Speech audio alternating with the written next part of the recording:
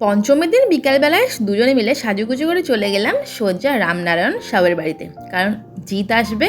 আমরা পাস পেয়েছি, বাবা আমাদের পাস দিয়েছে, আর দুজনে মিলে চলে এসেছি। এসে দেখি একদম ভিড়, কখন জিৎদা আসবে সেই অপেক্ষায় সবাই দাঁড়িয়ে আছে। আর রামনারায়ণ বাড়ির পুজোর থিম করেছে ডিজনিল্যান্ড। তারপরে আর কি সবাই মিলে আমরা অপেক্ষা করে বসে আছি কখন জিৎদা আসবে। এবারে তো জিৎদা আসার সময় চলে এসেছে।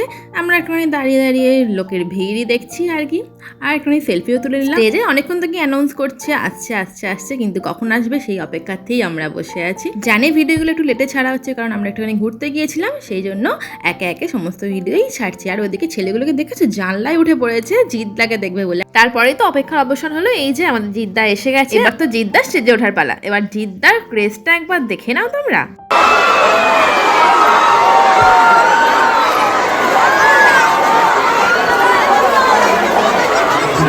রোমান্টিক ব্যাপার আছে, তাদের জন্য ব্যাপারটা হচ্ছে যে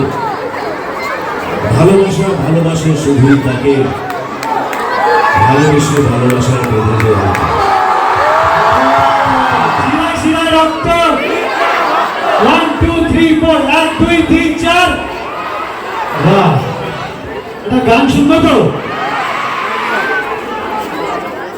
আমাদের সবার ফেভারিট দুটো গান দু লাইন করে গাইলো জিৎদা। তারপরে আর কি খুব মজা হলো জিৎদাকে দেখে, আর সামনে থেকে দেখার মজাটাই আলাদা। তারপরে জিৎদার গান শুনে ওখান থেকে বেরিয়ে আসার পালা। এবার আমাদের রাত্রিরেও ঠাকুর দেখতে যাওয়ার ব্যাপার আছে, তাই জন্য বেরিয়ে চলে এলাম। জিৎদাও চলে গেছে, এবার সবাই একে একে বাড়ি যাচ্ছে। চলো টাটা। সন্ধ্যেটা দারুণ কাটলো, রাত্রে ঠাকুর দেখার ব্লগ নিয়ে আবার আসছি। টাটা।